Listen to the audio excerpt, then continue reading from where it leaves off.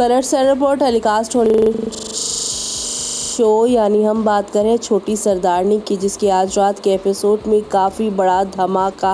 हंगामा होने वाला है और एक बड़ा राज भी खुलने वाला है, लेकिन गलत इंसान के सामने।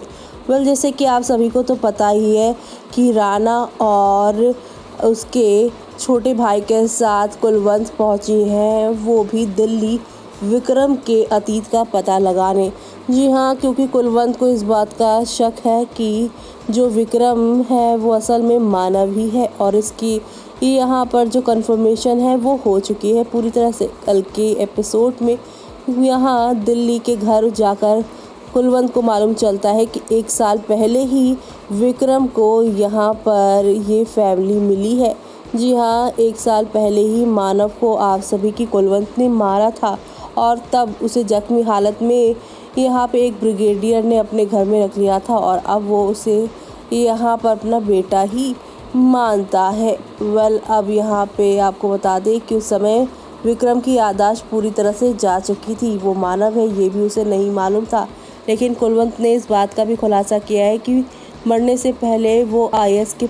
एग्ज़ाम देकर आया था, जिससे अब यहाँ पर ये बात भी कंफर्म हो जाती है कि ये जो विक्रम CBI एजेंट बनकर आया है वो सही ही है, लेकिन नाम उसका गलत है। वो असल में मानव ही है और इस बात की जानकारी देने के लिए अब वो यहाँ पर महर को भी कॉल करेगी और महर का ये कॉल कोई और नहीं बल्कि यहाँ पर आप सभी के छोटू साद यानी कि यहाँ पर परम उठा लेंगे और परम के सामने ही बार बार मानव जिंदा है कुलवंत कहने वाली है। और कुलवंत की ये बात सुनकर नन्हे से परम जो है वो काफ़ी इरिटेट हो जाएंगे और कहेंगे, ओहो नानी, आप बार बार मानव जिंदा है क्यों कह रही है।